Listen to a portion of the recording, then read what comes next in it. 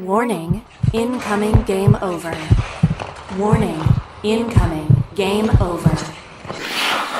Hello everybody and welcome to Game Over Vancouver after the Canucks fall in a close game to the New York Rangers 4-3 final score after 60.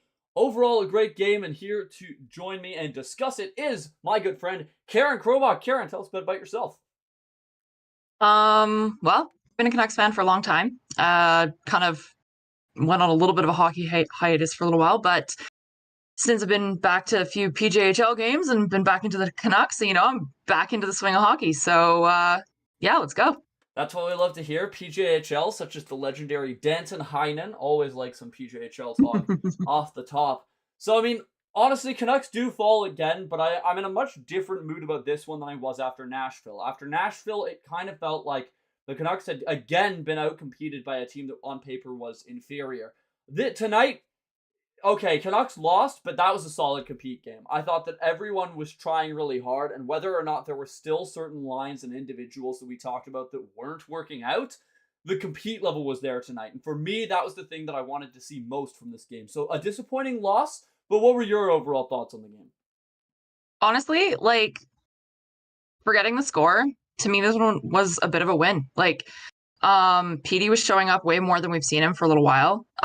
Garland had his new baby energy, getting in there, scoring goals. He was on tonight.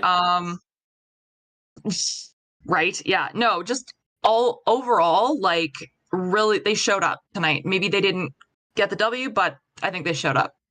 Yeah, I thought let's start with the good things before we head to the bad. I thought there was a few things that I really liked. Yeah. Shilaw's, number one, when I saw him starting in net tonight, I was dubious because he hasn't been great this year. But I thought that not only did he play pretty well, I think the thing that most people, including myself, were concerned with in Shilov's game was that he really struggled in past games at reading shots from the point and shots through traffic. Well, tonight, outside of the first one, which was at least redirected, we can't really say that. He looked pretty solid in all aspects of the game and a lot more like an NHL quality goaltender, which we kind of hoped he would be able to develop to this year. Yeah, absolutely. And honestly, that lost his blocker, hand behind his back like a catcher thing, that hits my heart. I was a catcher. I played competitive ball for a long time, and I was like, that would have been me in my element if I was, like that. So, but he stuck with it. No whistle. They played through anyway. The Rangers went for that weakness.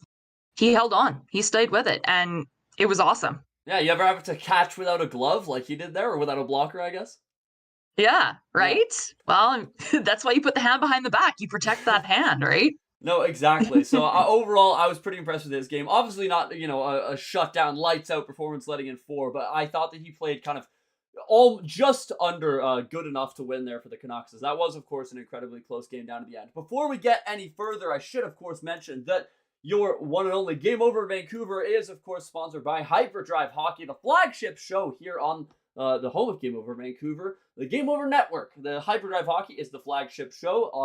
All things hockey across all leagues in multiple countries, whether you are a fan of youth hockey, checking out junior, prospect talk, or pro hockey in other countries like the SHL or KHL, whatever it is, and wherever it is. Max, Daphne, and Kev have you covered for all your hockey news with a steady dose of fun and fan engagement.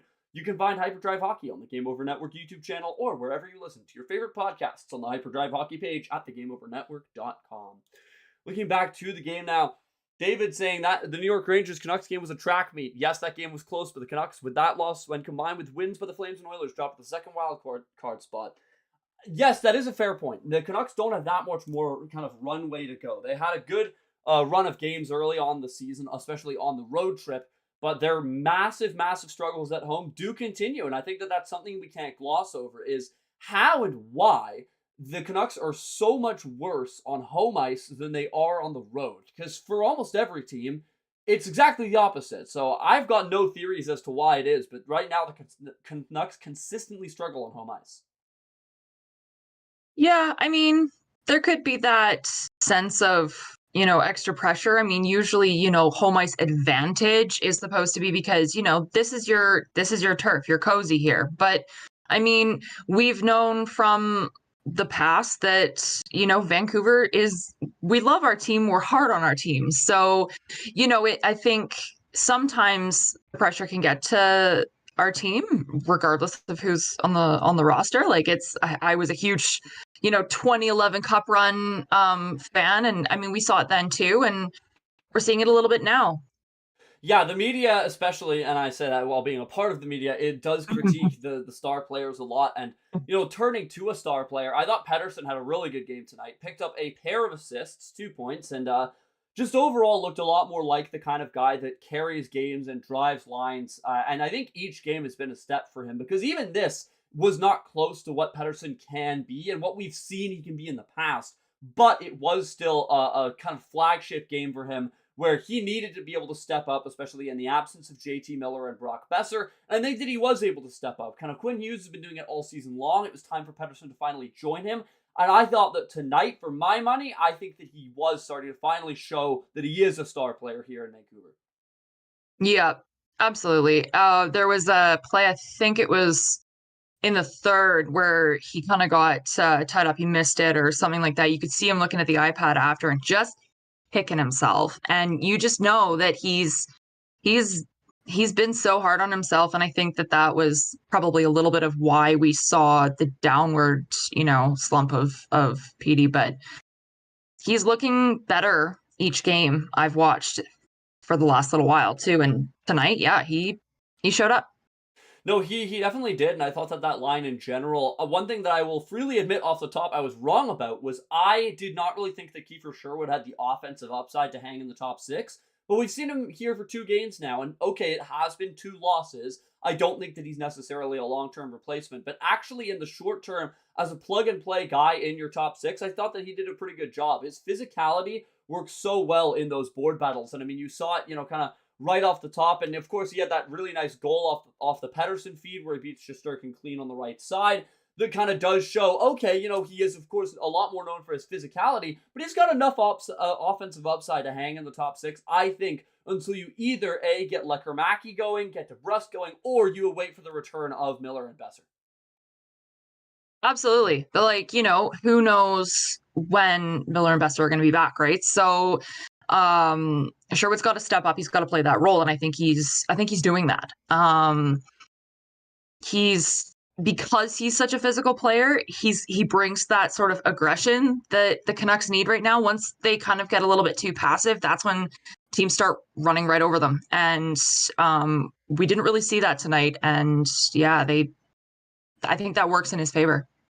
No, absolutely. Fellow host Mark Sianquita saying that Garland looks like the dad from Inside Out with his facial hair, and he really does. You're right. The mustache is truly uncanny. It's the exact same mustache. And yeah, and also to respond to David, your second comment there, I'm not too worried about the standings yet. Now, I do understand why people are. It's an incredibly close race right now. But 1, it's only November, and B, this isn't the Canucks team whole yet. I mean, you're missing your goaltender, your arguably best center, and your best winger. I mean, when you're missing that many key players at once, I do understand the concern, and there's undoubtedly cause for some concern, but I wouldn't let concern turn into panic, because we're far, far away from seeing what the Canucks roster actually does look like at full strength. Remember, we have yet to see this team play a game with all of its core members, and even counting Demko, you haven't had Joshua and Besser play in a game yet. And, there just hasn't been, you haven't seen what the Canucks team can actually do yet. So I do understand the hesitation, but I wouldn't panic yet. No, for sure. I don't think we're in the spot yet where we're battling for the standings right now. We're still a ways away from playoff time. And yeah, okay, we can't let things slip. But I don't think, like you said, I don't think it's panic time yet. No, absolutely not. So going back to the game, we'll go through some of the events here. Of course, wow, what a goal by Quinn Hughes. Opening shift, just dekes through people, backhand, and obviously the whole sequence was really impressive, but by far the most impressive thing about that to me was the shot itself. a backhand with that much heat and elevation is usually not done by people not named Sidney Crosby. So to see that from our captain was awesome, as of course everyone knows his playmaking prowess, but it's really cool that his shot continues to develop and get more and more lethal every single night, it seems. And 34 seconds in too, just like the puck's dropped and he scores. Like I was listening to that on the radio because I was, driving home at that point, and so I didn't actually see that goal, but I was like, wait, but the game just started. He's already buried one. Like, oh my goodness, like. Yeah. Good way for the Canucks to start. Although one thing that I will say is that it does mark another time where they've scored first and not been able to capitalize, which hasn't been too much of a problem this year, but we've seen it a few times, especially at home. It will be nice for them to hang on. That being said, it wasn't like the goal gave them a lead for too much longer, because of course, another shot that I did briefly mention earlier, this was the one from the blue line that did end up beating Shilovs, which has been a noted weakness of his, but it doesn't look like they actually ended up giving it to Kreider. Initially, it looked like Kreider redirected it, but they've said it wasn't. So it did beat him off a redirect, though. It bounced off a player in front. So I won't blame him too much for that one, as, at least if it's a redeflection, you can't blame a goaltender for losing it far. Although I did think he got a little bit too far out of his crease. He went pretty far right. Not the end of the world, just one of those goals that especially New York Rangers as a team love to score. Then, the Kula goal assisted by Kakko and Fox, another one that was a pretty nice shot, one that you can't place on Sealoves. I liked the response, of course, not too far after that, 2.5 minutes. That was the Sherwood goal from Pettersson. It was that rush that I really, really liked from the two of them, because it wasn't just like one of them created the chance and the other buried it. That rush was perfectly executed by both of them. Pettersson took a lot of the heat from the defenders, who both started to somewhat collapse in on him because they were so sure, a player of Pettersson's caliber isn't going to go for the passing option there, especially too key for Sherwood, but he dished it off, and Sherwood made the most of that chance. We've seen him get stymied a couple times on odd man rushes, so it's cool to see him be able to bury one past the best goalie in the world in Shesterkin. Absolutely, yeah. Like you said, best goalie in the world, and 34 seconds in, he's down one. I think another one, just going back to Shilovs, that I would say maybe was not necessarily his fault, was one in the second period, goes off Susie's skate and literally right to the guy in front. Like that. We'll definitely discuss the Susie Myers pairing in just a moment here, because I have lots of things to say about that pairing. But the final goal of the game was Chris Kreider in tight, gets the fourth goal, and they pull the win away from that. That was about halfway through the third. And so, overall, it was a pretty good game. It was nice to see Dakota Joshua, of course, get on the score sheet for the first time since his return with that assist to who else? Connor Garland. And what a snipe it was by Garland. Goes top cheddar against Shesterkin to tie that one up. So honestly, I would say that keep the pairing of Garland and Joshua together. They were so good last year. I would honestly like to see, once the Canucks are fully healthy again, Tocchet go back to the best third line in hockey from last season, where Bluger was flanked by Joshua and Garland. I thought that outline was so great. Although, if Garland and Joshua can keep up the offensive prowess that they've had, I don't know what your thoughts are, Karen, but I could see them being the wingers for Elias Pettersson up on that first line. Oh yeah, absolutely. And that's the thing. That's one of the things I love about Garley. I feel like he's just good with anyone. Like he can just make it work. He gets in there, and I saw one, he didn't bury it, but fought off like 3 guys on him, and he managed to get to the net. And he couldn't get it in, but that he just stays dedicated to the play. He stays on it as hard as he can, and that dedication and that just, I don't know, tenacity, just it pays off for him eventually, right? No, absolutely. His stick-to-itiveness and never give up, I think, is the biggest thing that Tocchet loves about him, is that even when he's made a mistake and the play seems like it's over, he just won't give up on it. So they've been saying it's not panic time just yet, but the depth sure has been tested. That I'm going to have to fully agree with you on. It's a very unfortunate timing that right as the Canucks give away Sprong, because there's no room for him on the lineup, well, Besser goes out with an injury for at least some amount of time. Miller now out for an indefinite amount of time. And I think you are starting to see kind of a lack of goal-scoring ability from that bottom six. And it's tough. The fourth line is unfortunate for Vancouver, because it looks almost good enough. And there's several shifts where they do generate chances, but also several shifts where you aren't seeing the most from them. However, if we're going to talk about the players that you aren't seeing the most of fully, in my mind, the worst, and the story that's been all season has been Susie Myers. It's been a defensive pairing that's just been getting blown out of the water. And we knew tonight against a hard forechecking team like New York, who are great at getting the puck up the ice, the breakout was going to be one of the most crucial things in terms of taking over the game. Well, Hughes and Hronek, no problem. Branstrom Juleson struggles here and there, but again, for the most part, didn't really struggle with it. Susie and Myers, I mean, not only did you, as you pointed out, the goal went in off Susie's skate. That's unfortunate. Did they lose their individual coverage a couple times? Yes, they did. But for me, it was also just the breakout, the puck movement. It's not there on that line. And if you are not getting puck moving from a defensive pairing, then all you are getting is shutdown capability. So if you're not getting that shutdown capability, what are you getting? It's absolutely nothing. So I think it's time to end the Susie Myers run. You know, it was a good line last year. Sometimes things get shaken up over the offseason. It's just not working through 18 games. Yeah, no, I've hardly noticed Myers. Honestly, I've hardly noticed Myers, so that's, you know, a thing on its own. But Susie, like, he's just he doesn't give. It seems like he's not giving his 100%, like a lot of his teammates are. You know, you see the puck kind of go right by him sometimes, and you're like, yo, like, maybe don't let that happen. Yeah. Kind of a thing, right? And I think, yeah, like you said, there were like off his skate. This one was just like off his skate and directly to the Ranger in front. I can't remember which one that was, but there was another game, I think, where there was a goal in off Susie's skate, and it's like, okay, yeah, you're in front of the net, you're trying to help out your netminder, then actually help him. Yeah, right? There hasn't been a lot of shot blocking, or for me, it's been primarily the breakout and the individual coverage, especially. It's just the one-on-one guys are getting around them really easily, and that was what the defensive pairing of Susie and Myers was so good at in the playoffs against Nashville and Edmonton, was using those huge bodies and huge reach to just completely shut down any sort of lone man offense where they try to get by them. They just get that big body around, use the reach to get the stick around, and shut down the play. And it was an amazing pairing last season, and that's why I think I can understand why Talkett's been so hesitant to switch it throughout 18 games for two reasons. A, it was great last season, and you'd think eventually if it was great last season, it would work out this season.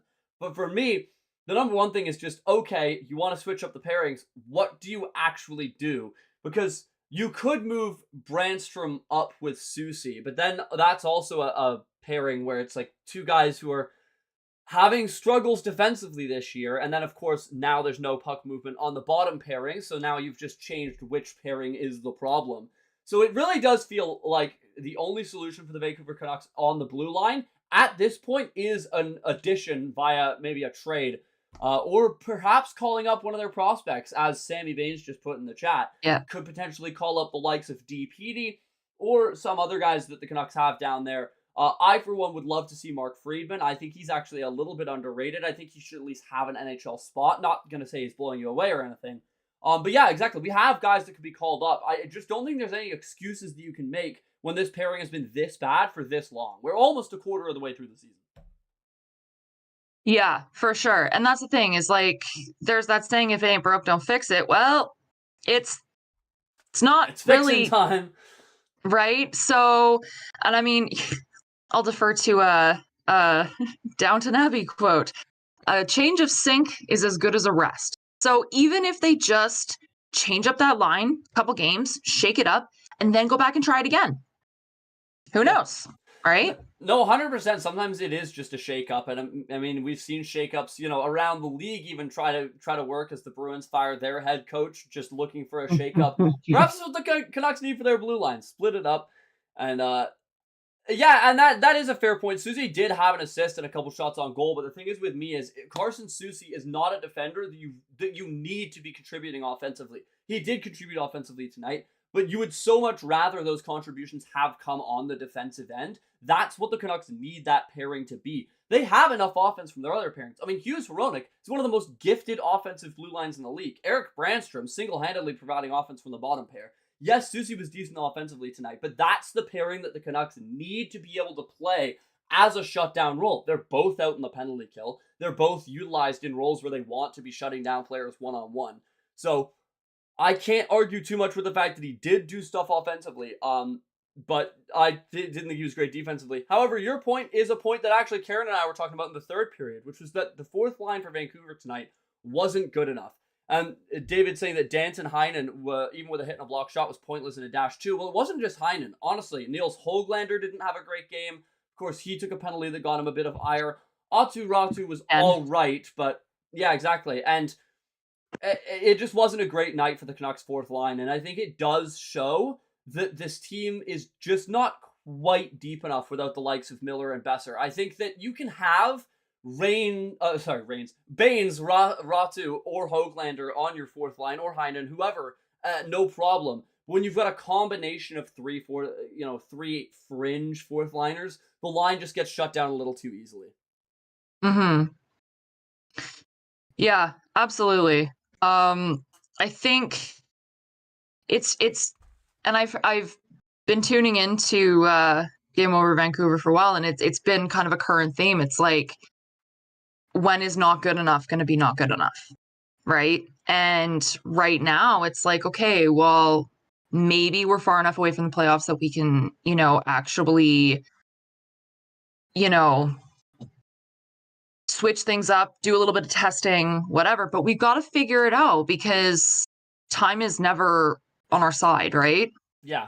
No, that's a great point. I'll answer the question for you, Mikhail, now. We were actually intending to talk about it later, but since it's been asked now, we can just get straight to it. What is your opinion of Ovechkin's week-to-week injury and the effect on his goal chase and the Capitals' crazy start this season? Well, I'm going to start with that question in reverse, and I'll answer. The Capitals' crazy start of the season, I will admit, is probably the most surprising thing to me. I knew with the trades that they made over the offseason that they were attempting to be competitive, but they made the playoffs last year with the worst goal differential in over a decade in terms of teams that have made the playoffs, kind of thing. They got swept in 4 games without one even looking particularly close, and they got better goaltending in that year than they have. They've gotten good goaltending this year as well, but they got great goaltending to even get them that far. I thought that was a team that was so far away from being legitimately competitive that the moves they made would not really have an effect. Boy, was I wrong, because they've been amazing. That being said, Ovechkin's week-to-week injury, underratedly a big effect on the goal chase, because with the hot start he had to his season, he was on pace to, I don't want to say easily, but easily get the record this season, which would be great for him. But week-to-week, with a undisclosed so far, lower leg, could be knee, could be ankle, anything of the sort injury, that's going to really depend on how long he's out. Because, yeah, it could honestly, I could see it pushing the race till next year. The one thing that I don't think it will do is stop him from getting the record. It would have to be so much worse. He'd have to have some huge setback in his recovery for him to have any threat of not missing the record. But there's a chance it could get pushed till next season now. And I know, Karen, you, of course, no stranger to having some leg injuries of your own. And what did that kind of look like to you? Because, of course, a bit of a dangerous hit, and he's now week to week. Yeah, I don't know if this does actually, take him out of this, getting it this season. So Dr. Harjas Grewal, local doctor, he often kind of shouts out different, speculative injuries that he thinks that it could look like.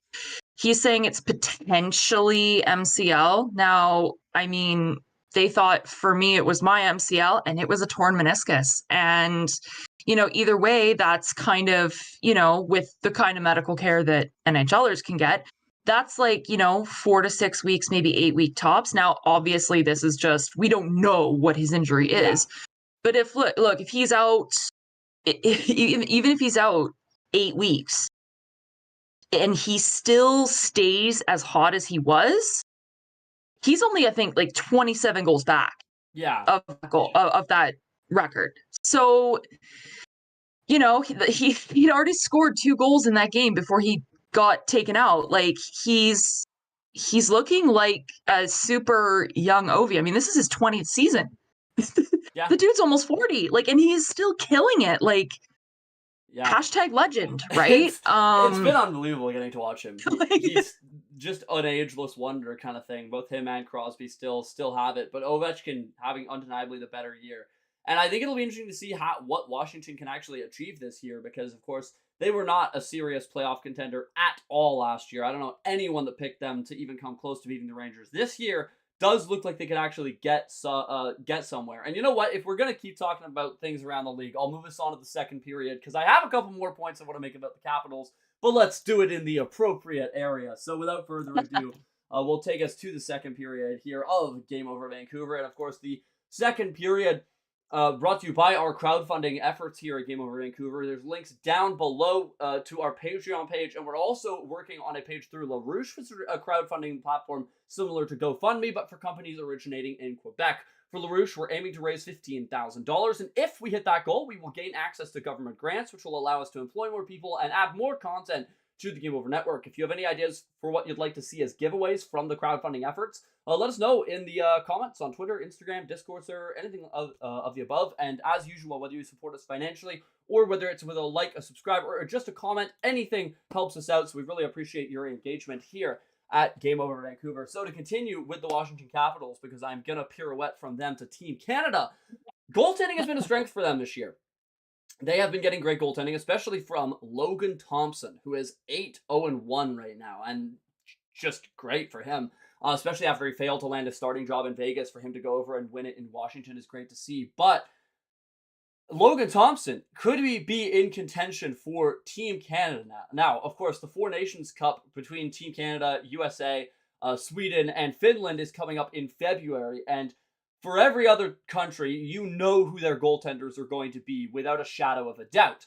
For Canada, big questions. And I posed the question to you, Karen, and to chat, who you guys want to see in net for Team Canada. Whether you want to go with a veteran presence like Marc-Andre Fleury, who, of course, one of the best Canadian goaltenders to lace them up, who's still around, but he's now 39, or whether you want to take a risk on a young guy who's been really hot lately, like Logan Thompson, or whether you want to go with the very hit-or-miss kind of Jordan Binnington. And yeah, Sammy Bain's making a good point that the rosters have to be decided by December 2nd. So 2 weeks from now, who are you going to try to pick for Team Canada? Well, I have two answers to that. My first answer is jump in a time machine, make Luongo young again, and throw him in there. I love it. But I love it.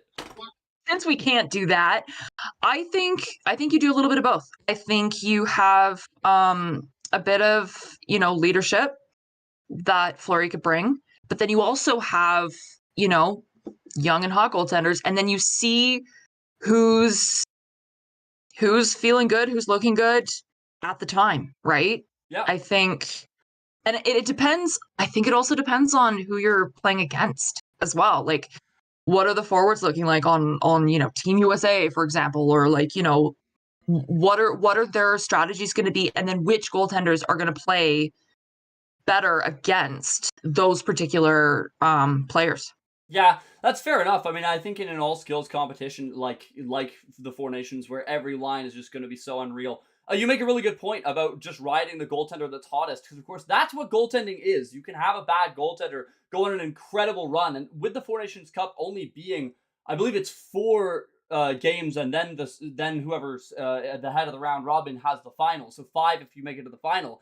It's really anyone's, just whoever gets hotter, and you could have a goaltender like Hellebuck, who will be the starting goaltender for Team USA, go on a cold streak, while someone like Aiden Hill, Logan Thompson, Fleury, anyone goes on a hot streak for Canada. So that's what it'll take. But thanks for the kind words, McCulloch. I hope you enjoy your stay here on Game Over Vancouver. And yeah, this won't keep Ovi from the record. He's such a gamer. He just won't give up. He's such a tough nut to crack. He will not give up till he gets this record. Even if this injury is more serious than they're letting on, he will not end up giving up, in my opinion. So now to get back to something that Sammy was saying, and this is actually something that I've been hearing for several days now, is Nils Höglander going to be traded? Now, I'll offer my opinion on this.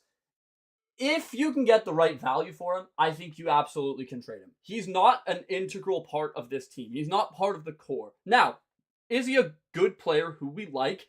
Yes. But he's no longer on a crazy good league minimum deal. He's now making $3 million, and he's not, hugely overpaid or anything, but he's now on a fair contract, and he is someone that you could afford to part from. Right now, it would be very noticeable if you lost that depth piece like Höglander, but when you get the likes of Miller and Besser back, he's going to be relegated to the fourth line playing 12 minutes a night. So if you can take Höglander and put him in a trade that helps you upgrade your blue line, then that is something that I think you have to consider if you're the Vancouver Canucks. Because even if you're going to miss a piece like Höglander, if you can get a quality or at least good enough middle pairing defenseman, that is absolutely worth it to substitute a player which is going to be getting less and less ice time as Miller and Besser get healthy. Yeah, honestly, with Höglander, I'm really not happy with the 2 penalties he took in the last 2 games because they were really not. You can't do that. Like, don't do that. Just, there's simple times when Wes Macaulay. You can't do that. Yeah. You can't do that. No, I mean, that's the thing is, like, he took that one against Nashville, and now he took another one tonight that was, like, wrong place, wrong time. I mean, sure, penalties will happen.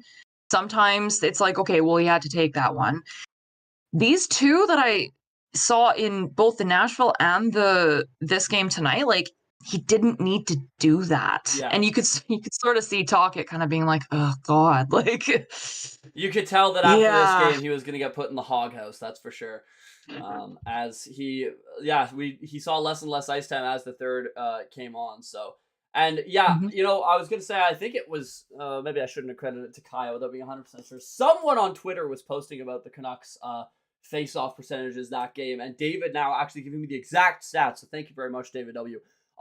With all face-off takers struggling in the blue paint, and those last 2 names right there really, really, oh goodness. So Bluger 6 for 13, that's 1 under 50% from your third line center.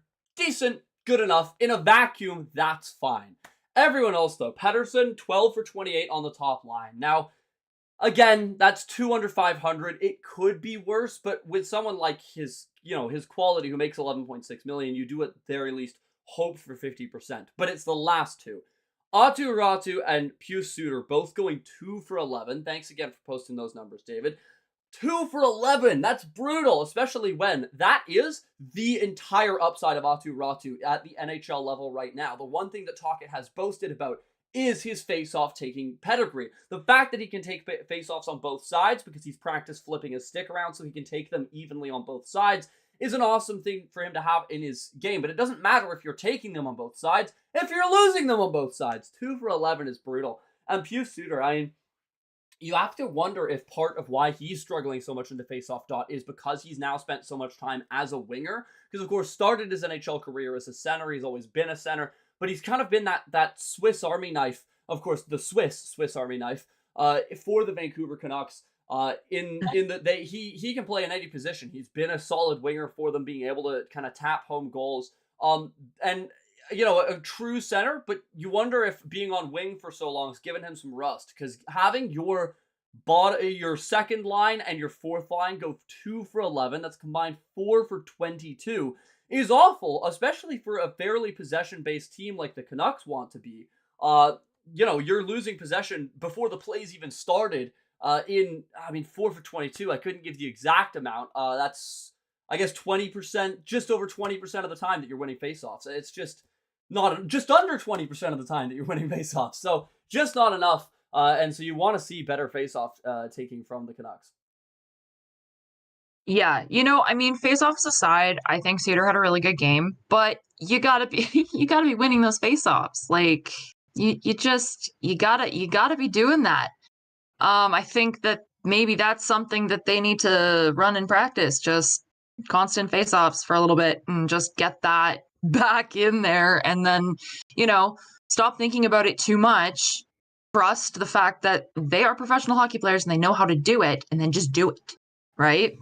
Yeah, no, that's entirely fair enough. I think that, the faceoffs have to be good. And especially one more thing that makes those stats even worse is that, of course, the home ice team, whoever's got home ice advantage, which, of course, the Canucks did tonight, gets to change lines second, which means Rick Tocchet is able to pick a center which is going to have the best matchup against the New York centers. So even with that advantage of getting to pick who is going to be your matchup center for that draw, you'll always have the best matchup, and you're still losing faceoffs that badly. So I think that that's even worse. On away ice, that would be concerning, but on home ice, even more so. Think the Canucks should make a splash similar to the Lindholm trade. Swap centers or wings. Demko in the goalie situation will get better. Nucks playoff D with a consistent offense could be lethal. Now, I do agree that it would be nice. I mean, obviously for the Canucks, it would be nice to upgrade everywhere. That being said, I do think the biggest upgrades are actually going to come from within for the Canucks.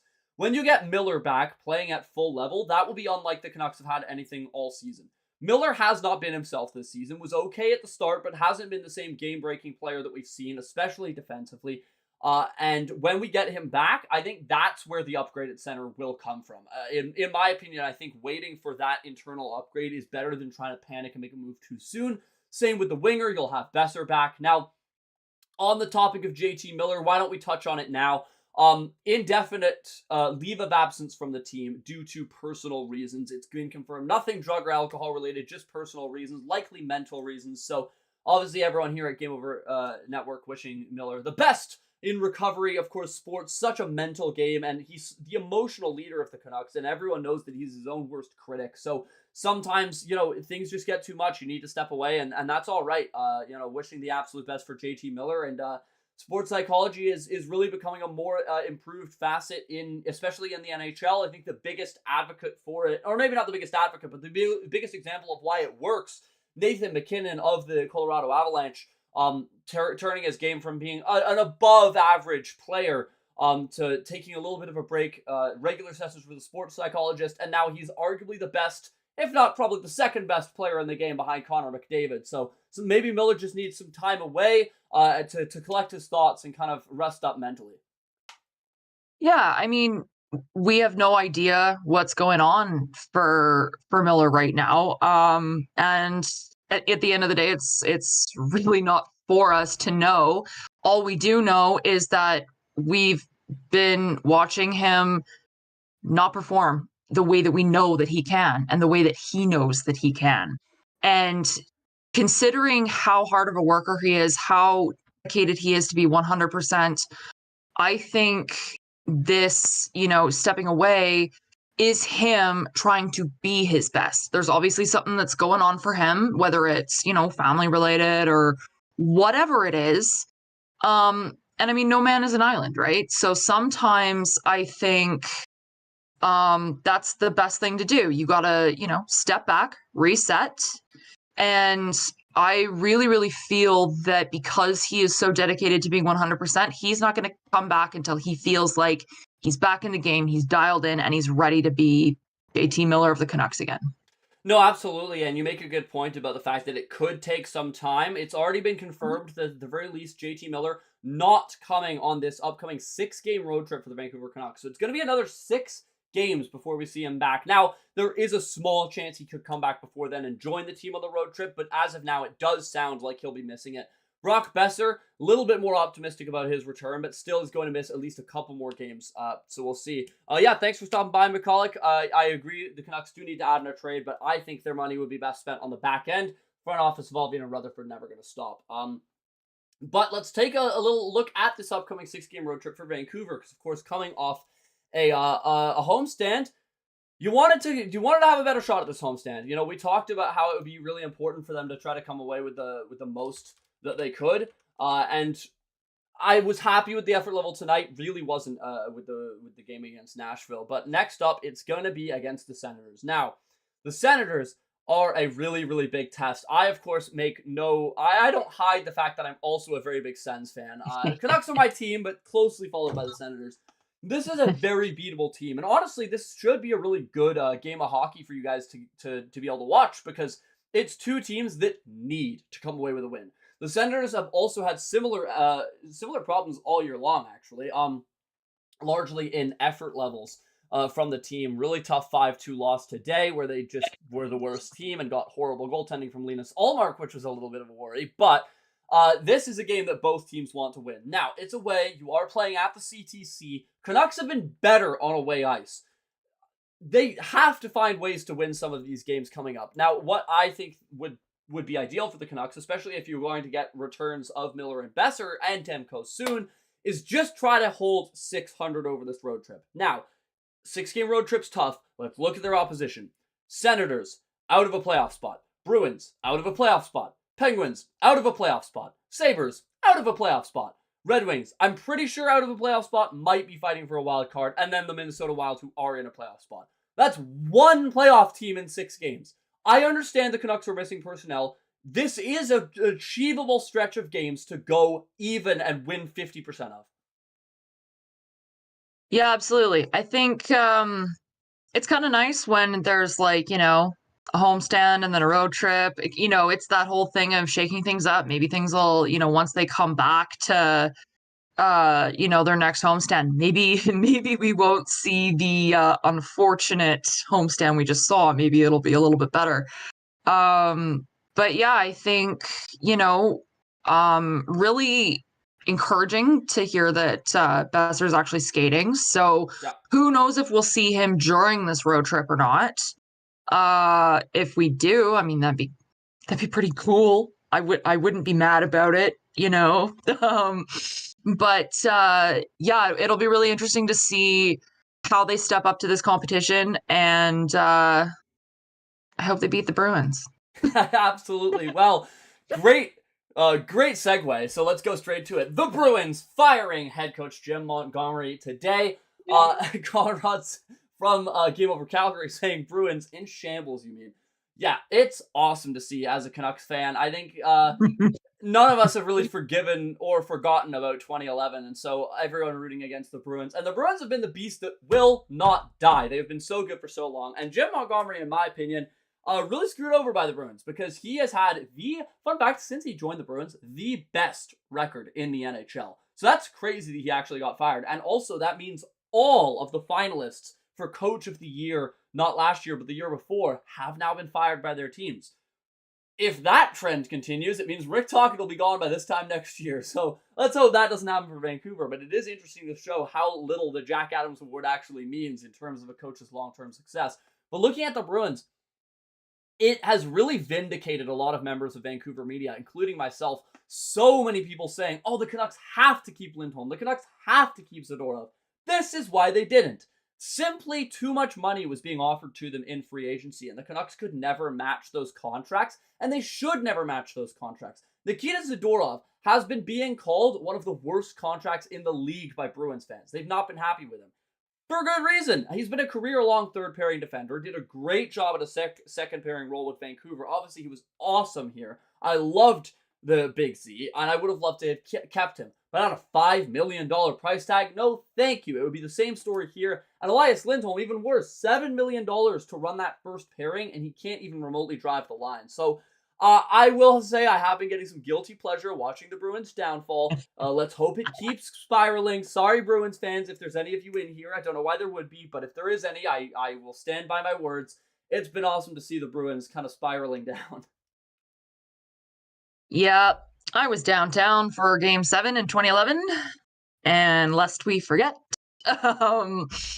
Yeah, I think, but I mean, that aside, I do think that they did kind of do their head coach dirty there. I think that, I mean, sometimes, no matter how good of a coach you are, if your players don't have that chemistry or they're just not, working, what can you really do with that, right? Like, you can't, go into their head and, drive for them and make them score and stuff, right?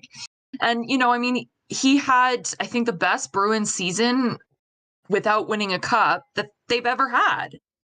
And it's okay, so I feel like now sometimes it's deserved, but I feel like teams kind of default to firing the coach when things go wrong, and I don't think that that's always the answer, right?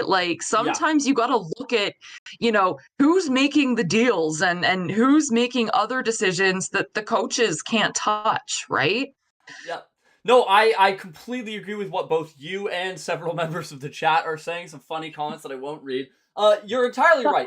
They need to look way further up. Jim Montgomery is one of the best coaches in the league. He's proved that. He's a fantastic coach. But Cam Neely, an analogy I heard earlier, which I love and I think perfectly applies to this situation, is even the best chef can't cook a good meal without good groceries. And Cam Neely did not buy good groceries. He sewered the Bruins over the offseason. As a Sens fan, I was parading through the streets when I saw that Linus Ullmark trade. We got off one of the worst goaltender contracts in the league at only 25% retained. Gave up barely a first-round pick, a late first-round pick, and a fringe fourth-line player to get back Linus Ullmark 2 years removed from a Vezina season. That was awesome. Terrible trade for Boston, and of course the reaction on Twitter very much showed Boston Bruins fans' approval of that. Then the Lindholm and Zadorov contracts both looking awful, and right now it feels like if they're not getting scoring from Pastrnak, they're not getting scoring from anyone. So again, that is another game that the Canucks really should be coming away with. And that's right after the Senators. After that, it's the Penguins.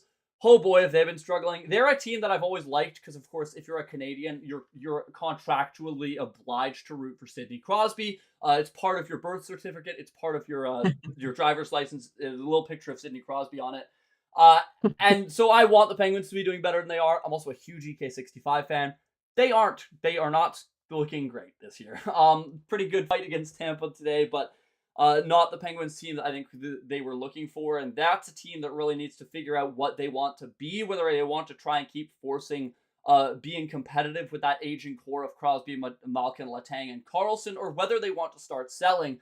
Because, of course, I think the biggest name that Canucks fans are looking for right now is that defender on their team, Marcus Pettersson, because he would have a perfect line fit on the Canucks in terms of where they need to upgrade.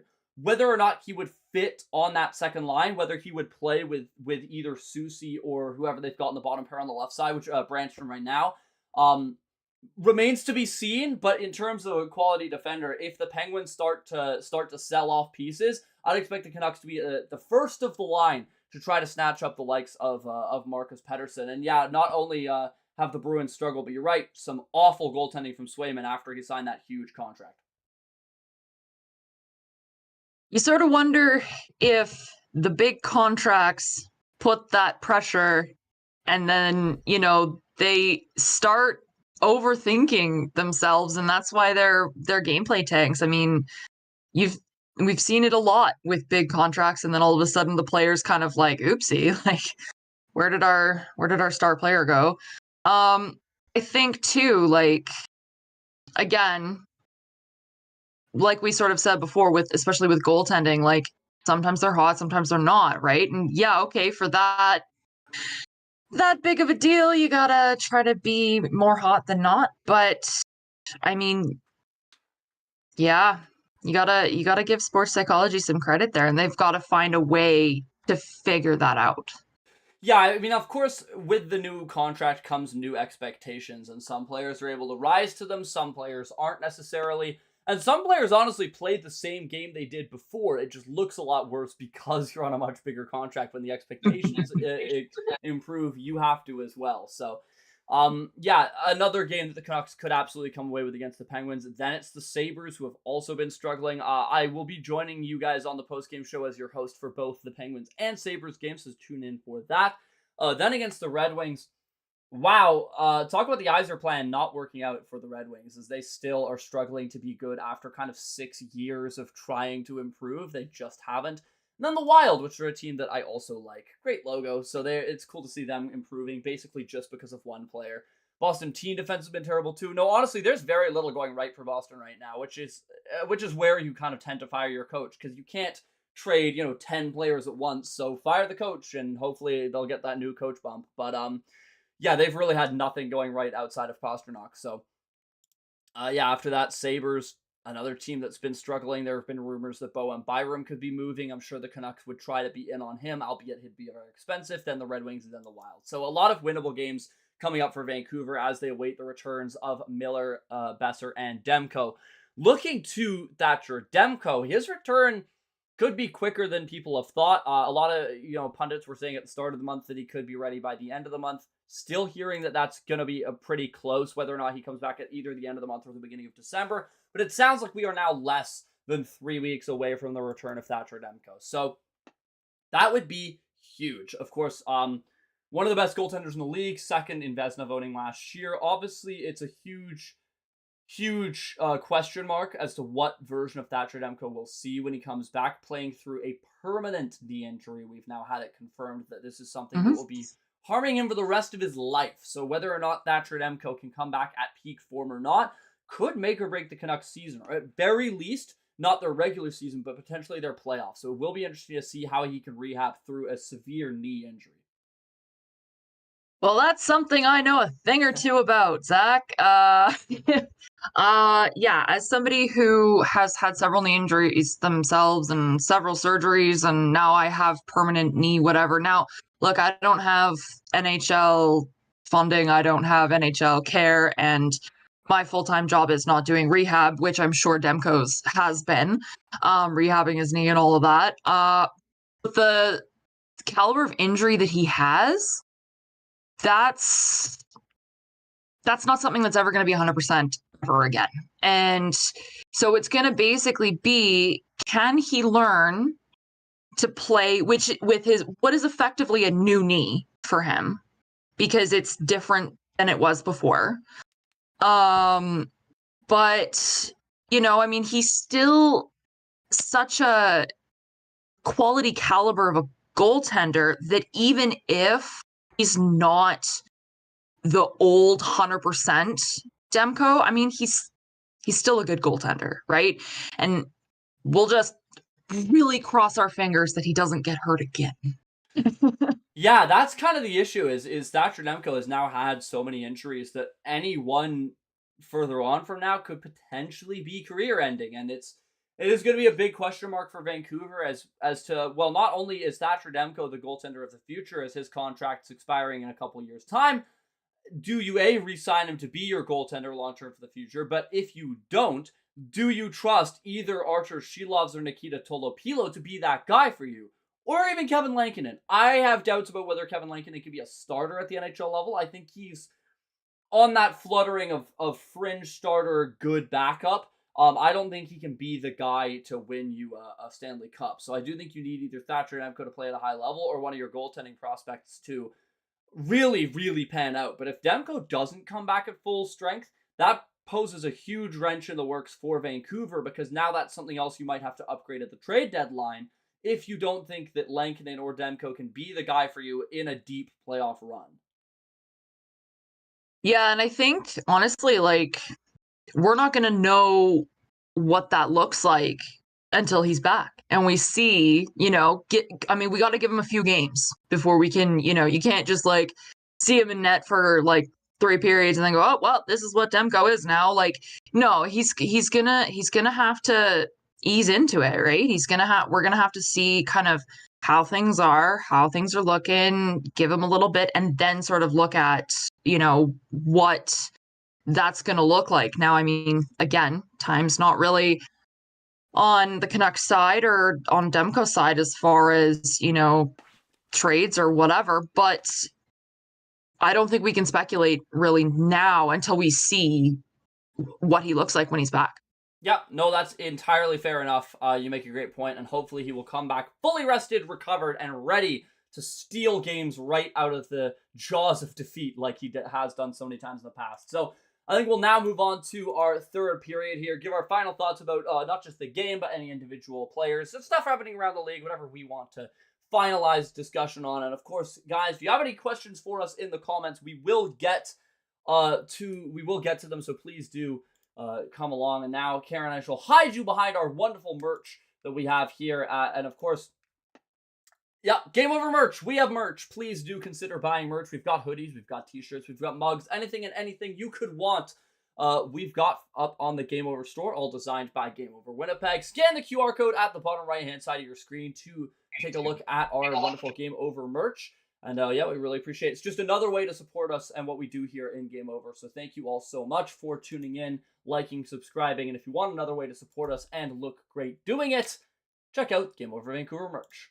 So back to the third period here. And yeah, Demko coming back will be a huge storyline. But yeah, I saw that on Twitter, but I didn't see the video of it. AJ the Duelist in chat saying was at the game tonight. I don't know if it was caught on TV, but during the 4-on-4 someone threw a shoe from the upper deck and it landed on the left face-off dot. I heard someone threw a shoe at tonight's game.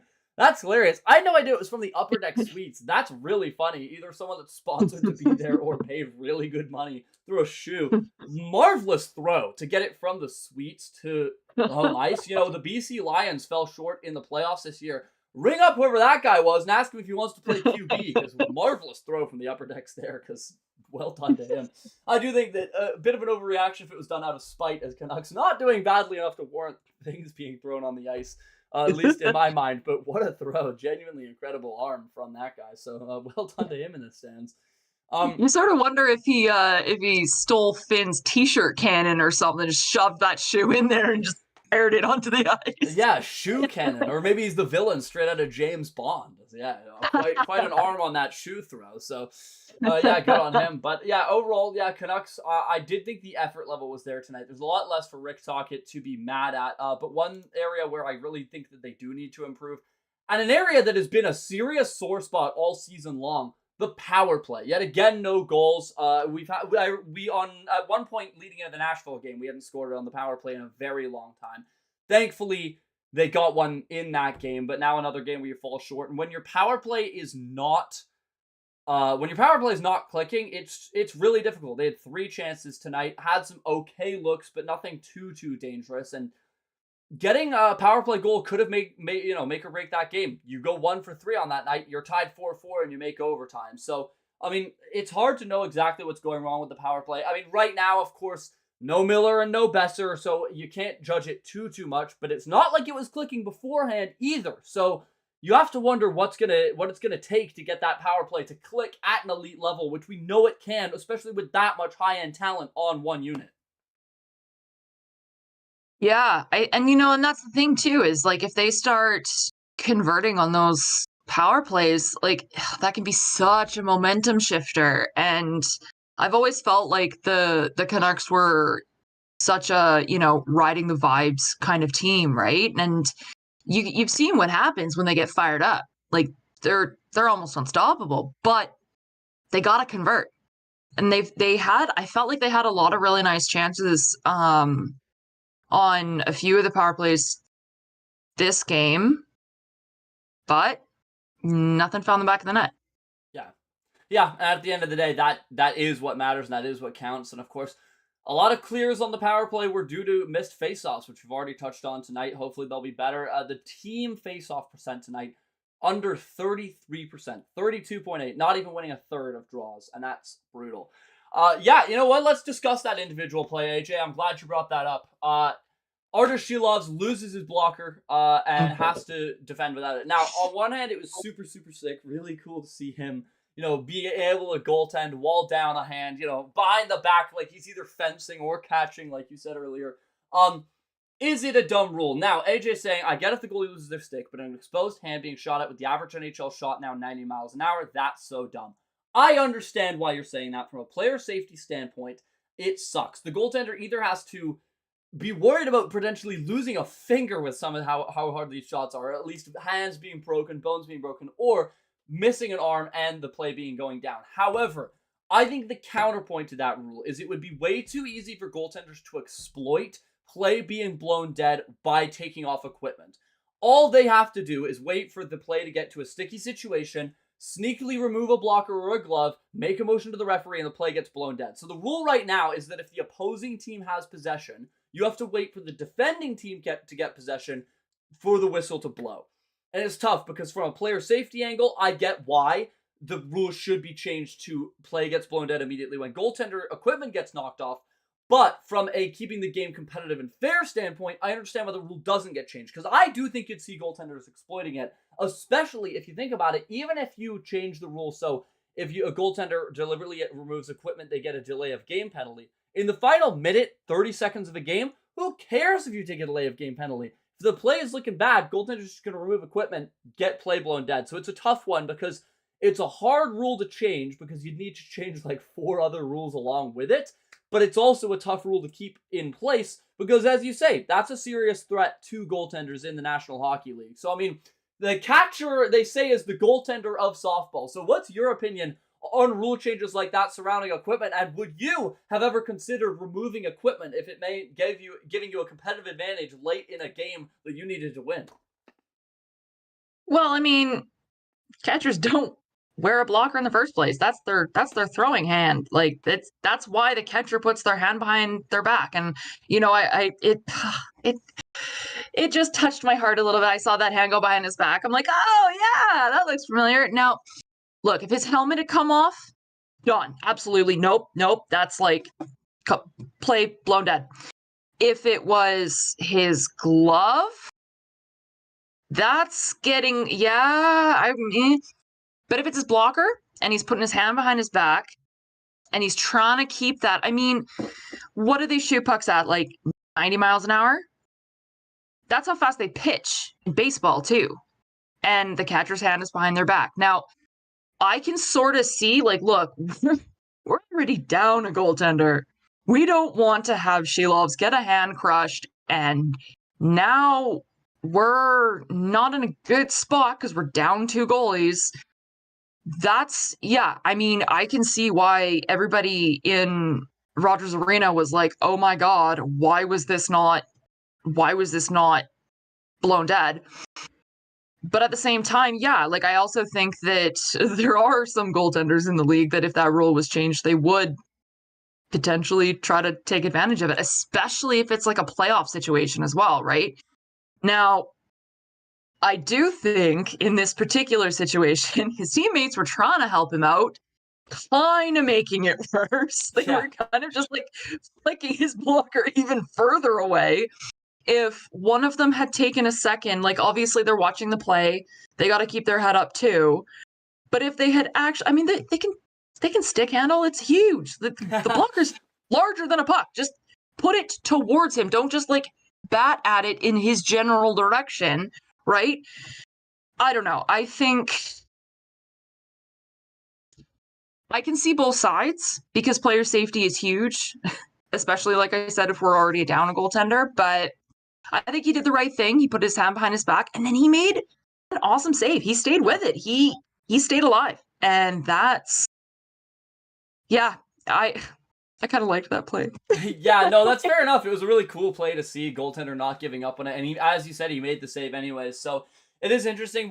I definitely think that we would see a lot of goaltenders taking advantage of it. Goaltenders, A, they get away with a lot, and B, they will try to win the game any way possible. And I think we saw that in the third period when Igor Shesterkin, I laughed so hard at this play, grabs a hold of Connor Garland's leg and just hangs onto it. And Garland's standing up trying to shake him off. It looked like an aggressive pit bull was clinging onto his leg. Garland's just, oh, what is this? Get it off! Trying to shake free from Shesterkin. Really funny play. I was shocked he didn't get called for holding, but I think Shesterkin, I guess credit where it's due, let go at just the right time to avoid the call. Referees gave him the benefit of the doubt. He was like, oh, he was caught in my pad. Very clearly hanging on to it, but no, we'll let him slide. But yeah, I think goaltenders do get away with things. And yeah, that's a good point, David. More familiar with goaltenders who knocked nets off its moorings to deny play. That also happens, and actually, Henrik Lundqvist was a famous example of that a few years ago, where he thought there should have been a penalty, and out of rage just turns around and boom, slams his net to the ground, and then he took a penalty. So at least with that one, that is already a delay of game penalty if the goaltender deliberately knocks its net off its moorings. And NHL nets are very hard to accidentally knock nets off its moorings, so it's pretty obvious when it does happen. Either someone's really run into it, but a goaltender pushing off isn't enough. So it's usually pretty obvious if a goaltender's doing that deliberately. Whether I feel like equipment, you could make a lot more sneaky. You save a shot, take your arm down, just quickly get the blocker half off, shake it off next play. I think that one would be easier to take advantage of than the moorings. But yeah, Mrazek, I actually remember that goal. He let in a few ugly goals in his time with the Leafs, and he hasn't been much better in Chicago. So yeah, definitely a dubious kind of goaltender. But I think we'll kind of get ready to wrap the show up here, Karen. Do you have any more final kind of comments about the Canucks, either tonight or looking ahead into the future? Anything you want to see them do, or anything about the current schedule? And of course, anyone in the chat, if you have any final last-minute questions for myself or Karen or both of us, we'll happily answer that. But yeah, we'll start to wrap things up as we discuss our final Canucks thoughts from tonight. Well, I think the next time the Rangers come to town, which I don't think is till March, but I think we go to their town in March. I think. well, you know what? I think some Canucks fans should go over there and have ban leg hold traps signs. I think that would make me really happy. Maybe I should go to New York and do that. But yeah, I don't know.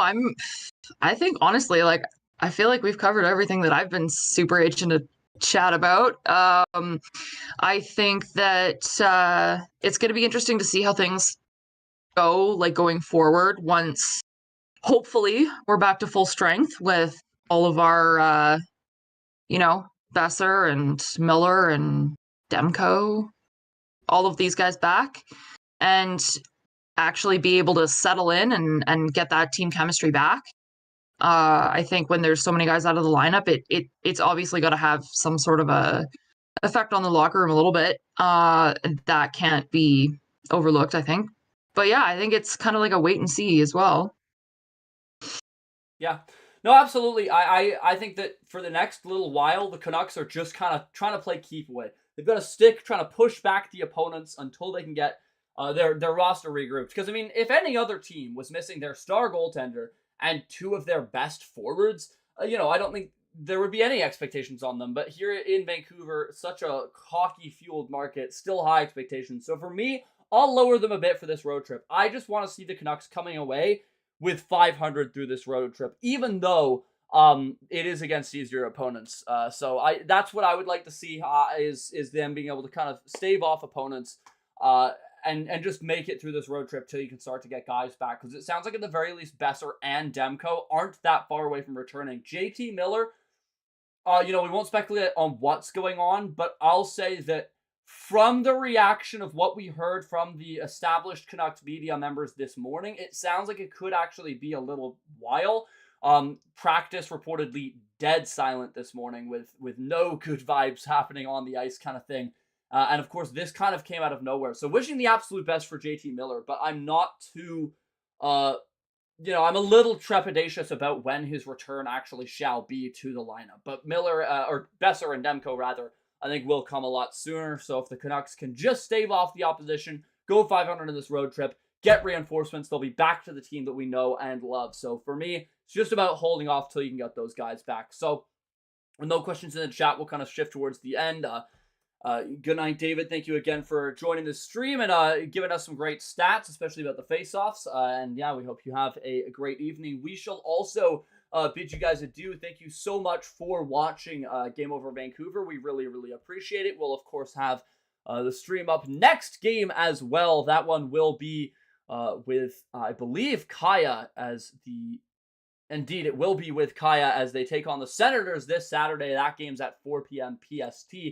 Catch Kaja Antic with all the action after that one as my two favorite teams clash in a game that both teams really need to win. So one of these markets will be going home disappointed. But sorry, Game Over Ottawa. I hope it's you guys.